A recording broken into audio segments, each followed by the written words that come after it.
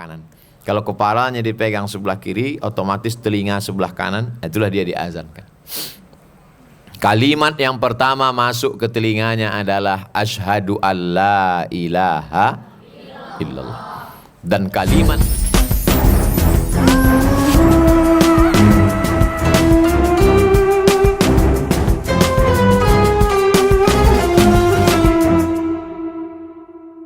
setelah lahir, kullu mauludin rahinatun bi'aqiqatihi. Setiap anak itu tergadai. Kita tak ada duit, kita gadaikan surat tanah. Ketika sudah ada duit, kita tebus apa tidak? Tebus. Begitu juga dengan anak yang lahir itu tergadai. Maka kata Nabi, tebuslah anak yang tergadai. Cara menebusnya 3 caranya. Yang pertama, tuzbahu anhu yauma sabi'ihi, sembelihkan kambing hari ke-7. Yuhlaku, cukurkan rambutnya. Wa yusamma, kasih nama yang bagus. Dicukur rambutnya, ditimbang seberat perak. Jadi kalau seberat perak sekarang 1 gram perak 70.000. 1 perak itu sekarang 1 gramnya 70.000. Jadi kalau berat rambut anak itu 10 gram, berarti sedekahnya 700.000. Perak atau emas Pak Ustadz? Perak. Tapi di kampung kami emas, bagus. Siapa yang membuat rambut anak ditimbang dengan emas, bagus. Bagi orang yang ada duitnya dan anak tuh rambutnya tipis. Gimana kalau anak tuh gondrong? Pas ditimbang 1 on beratnya. 1 gram emas sekarang 1 juta. 1 on 100 gram 100 juta. Mana ada duit? Tapi ini hukumnya sunat. Laki-laki 2 ekor kambing, perempuan 1 ekor kambing. Tapi kemarin ada ustadz ceramah katanya 1 ekor kambing cukup Pak Ustadz. Bukan mazhab Syafi'i. Kalau mazhab Syafi'i 2 ekor. Mazhab lain Syafi'i 1 ekor cukup. Kalau gitu saya mazhab yang lain aja Pak Ustadz. Tak salah. Tapi kau ini karena mau belajar mazhab atau karena pelit? Kalau Ustadz amalkan yang mana? Pakai mazhab Syafi'i. Apa salahnya? Tak ada duit hari ke-7, hari ke-14. Tak ada duit hari ke-14, hari ke-21. 7, 14, 21. Hari ke-21 tak ada juga duit. Tidak usah tengok tanggal lagi. Mau sebulan, mau 2 bulan, mau setahun, mau 2 tahun. Kalau ada di antara ibu-ibu yang dulu waktu kecil belum akikah, sekarang baru ada duit untuk beli kambing 1 ekor, boleh akikah sekarang. Ibu, belilah kambing nanti sore. Besok pagi saya datang insyaallah.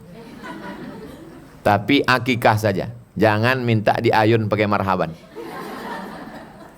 Nanti putus tali ayunan. Ada saya tulis dalam buku saya 37 masalah populer, boleh berkurban walaupun sudah dewasa. Begitu menurut mazhab Syafi'i.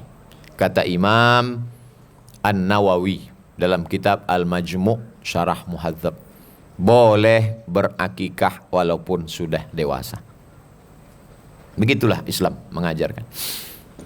Jadi gunanya akikah itu untuk apa? Bersyukur kepada Allah karena orang susah mau punya anak. Bayi tabung di Singapura sekarang paling murah 100 juta. Itu pun tabung-tabung second lah itu. Sekarang bisa pula dia dimudahkan Allah ngasih anak. Tak mau sedekah. 1 ekor kambing 2,5 juta. 2 ekor 5 juta. Tak sebanding dengan nikmat Allah yang besar. Sedekah. Dan orang yang datang menengok anak lahir itu pun dia menyadari dirinya. Ternyata dulu waktu lahir tapak kakinya 2 jari, panjangnya sejengkal. Sekarang sombongnya minta ampun.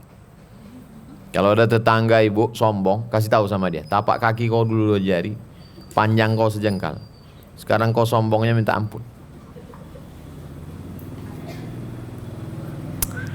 Setelah diakikahkan, dipotongkan rambutnya, dikasih nama yang baik-baik, yang bagus-bagus. Setelah dikasih nama yang bagus, lalu kemudian waktu pertama lahir itu anak itu kedinginan. Tempat yang paling nyaman di dunia ini rahim. Karena waktu musim dingin, hujan, kedinginan, dia di dalam hangat. Waktu sedang panas, berkeringat, dia di dalam sejuk. Namanya rahim. Rahim itu diambil dari Asmaul Husna. Bismillahirrahmanirrahim. Sebagaimana sayangnya Allah SWT, begitulah sayangnya rahim. Lalu kemudian ketika anak itu keluar lahir ke dunia, dia kedinginan. Maka anak-anak yang lahir kedinginan itu dimasukkan ke dalam kotak. Yang anak itu bisa hangat di dalam. Apa nama kotak itu? Kompor? Karburator? Maka anak-anak itu pun jadi hangat jadi dalam.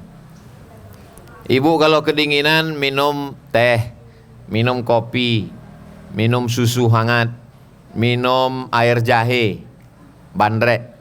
Anak bayi tak bisa kasih bandrek. Maka untuk menghangatkan badannya, itulah dia dikasih dengan kurma. Mengunyahkan kurma di mulut, menyuapkan ke anak bayi, namanya tahnik. Pakai huruf ha, bukan ha. Pakai ha, tahnik namanya. Dikunyahkan kurma. Ustaz Somad, nanti habis ceramah tolong singgah ke rumah saya sebentar. Mau apa, Bu? Anak saya mau tahnik. Iyalah, saya bawalah kurma.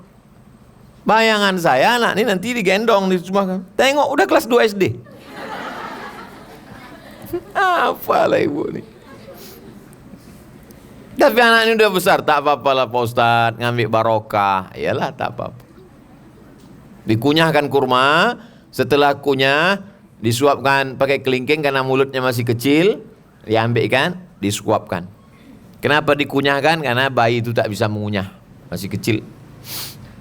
Kalau tidak ada kurma, pakai madu.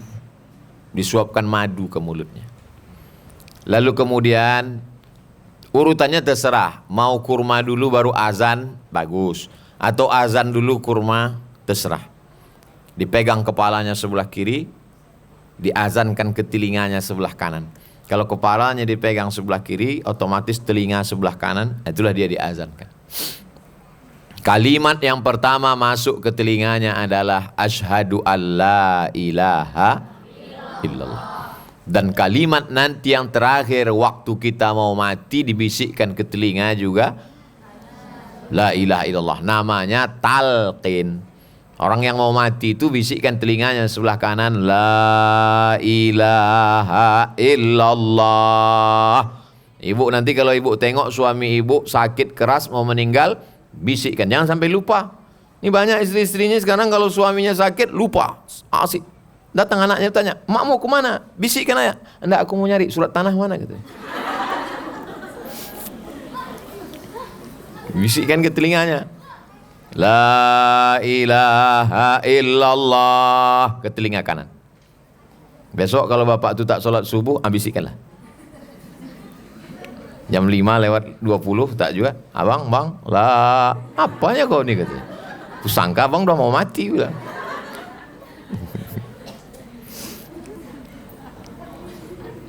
Lahir anak diazankan. Makanya dalam Islam diajarkan utlubil ilma minal mahdi ilal lahdi. Tuntutlah ilmu dari buayan hingga ke liang lahat.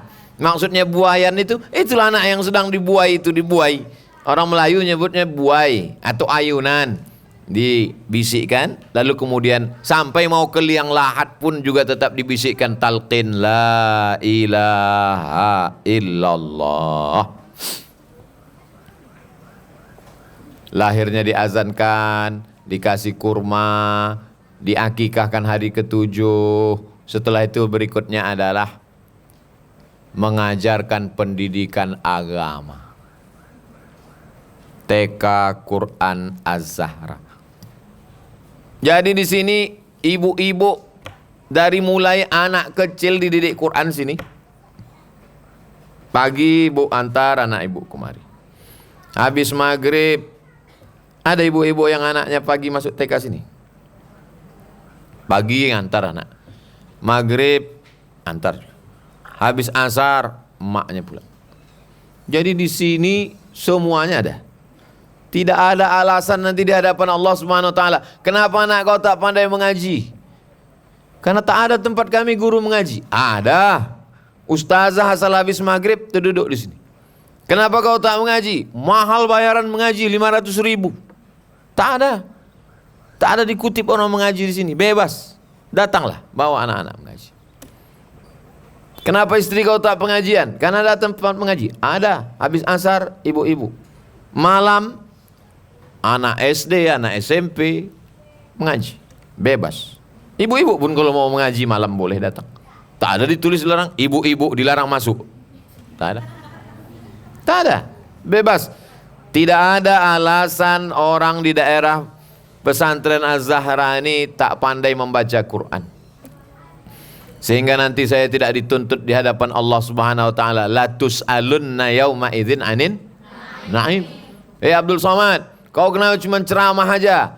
Kau maunya ceramah kalau diundang gubernur, diundang bupati, diundang menteri, diundang orang hebat, sultan-sultan, raja-raja. Kalau diundang ke luar negeri, ceramah di daerah sekitar. Enggak, kita buka semuanya. Anak TK ada, anak SD ada, anak SMP ada, ibu-ibu sore ada. Bapak-bapak kenapa Ustaz tak buat? Bapak cari lah sendiri. Ada masjid di situ, ada masjid di sana. Nah ini semua tak lain tak bukan dalam proses pendidikan.